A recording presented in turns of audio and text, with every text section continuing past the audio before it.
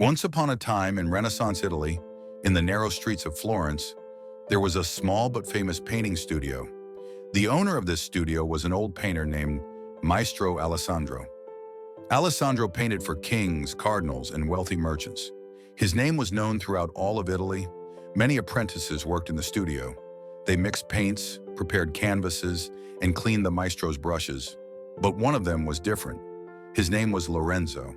He was 17 years old, the son of a poor family. His father was a stonemason, his mother a seamstress. But Lorenzo, since he was a child, wanted only one thing: to paint.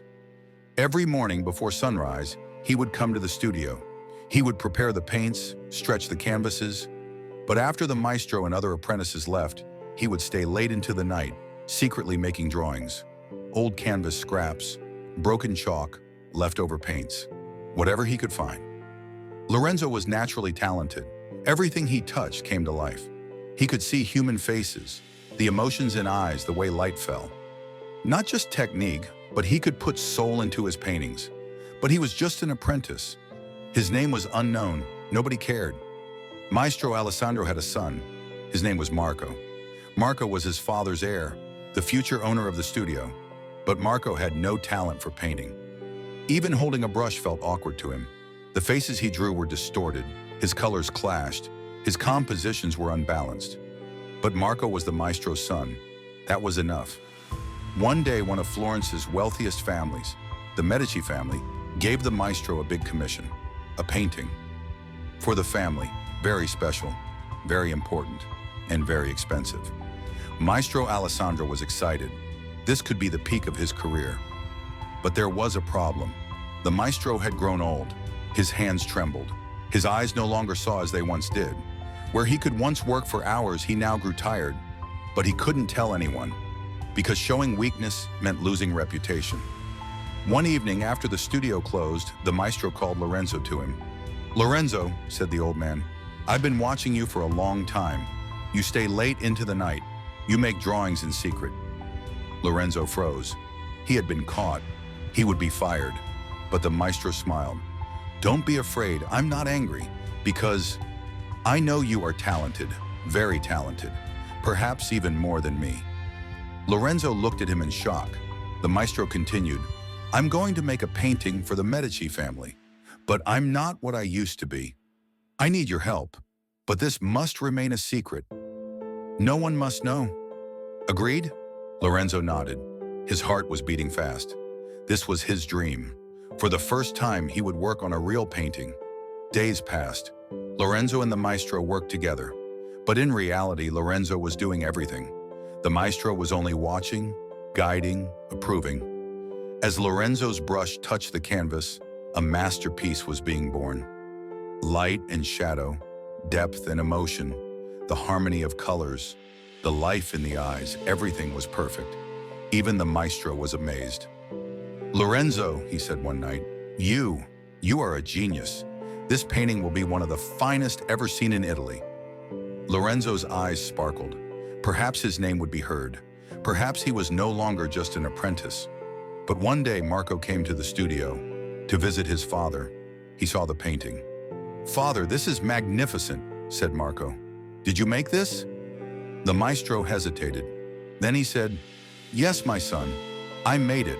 Lorenzo just helped. He mixed the paints, prepared the canvas." Lorenzo was standing there in the corner. He heard, but he couldn't say anything. Marco examined the painting carefully. Then he turned to his father. "Father, I want to learn too.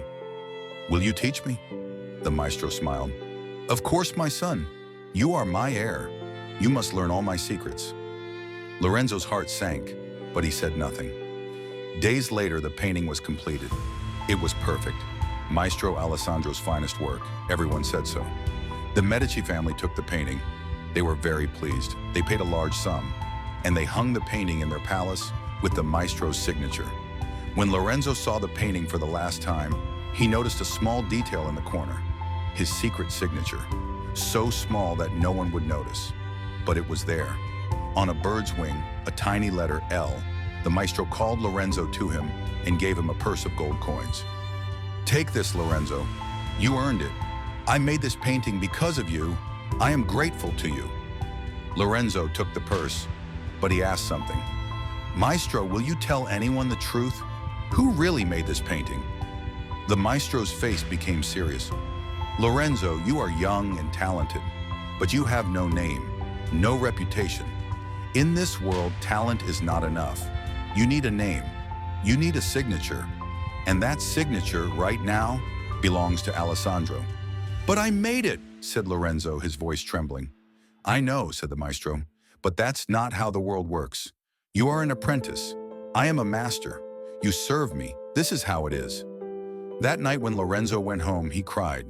He had created the most beautiful work of his life, but no one would know. Months passed.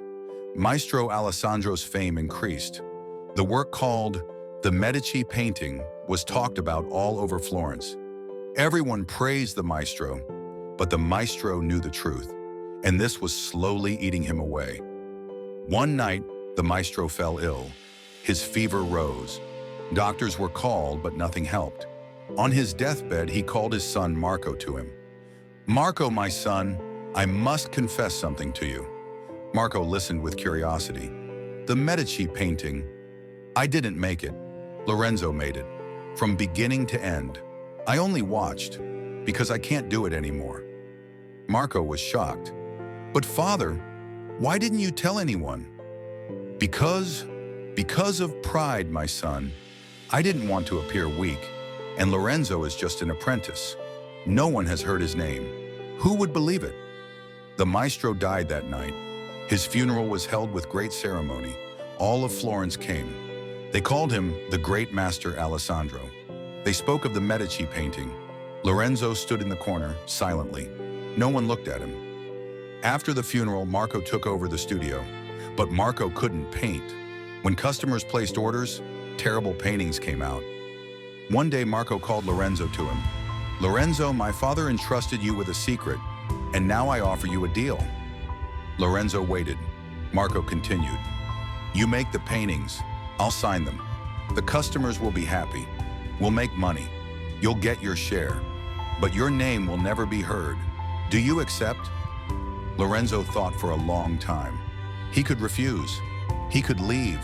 He could open his own studio. But no one knew him. Orders wouldn't come. He might die of starvation. Or he could accept. He could paint, but never under his own name. Finally, he answered, "I accept, but with one condition. In every painting, somewhere, I will leave a secret mark. Small, invisible, but there. So I will know. And one day, maybe centuries later, someone will notice. And they will learn the truth." Marco shrugged. "Do whatever you want. No one will notice anyway." And so Lorenzo spent the rest of his life painting under Marco's name. He created magnificent masterpieces, but none of them bore his name. He grew old. He died poor. He didn't even have a gravestone. But centuries later, an art historian, while examining old Renaissance paintings, noticed something. In many paintings, a small hidden letter L, always in the same place, always in the same style. Research began. Old studio records were examined, and the truth came out. Lorenzo, the nameless apprentice, the true genius. Today in museums, some paintings are displayed as Maestro Alessandro, attributed to Lorenzo. And Lorenzo's story is told all over the world, because we learned that true mastery is not in the signature, but in the work. And the truth, sooner or later, always comes out. If you enjoyed the story, please like it and share it with your friends.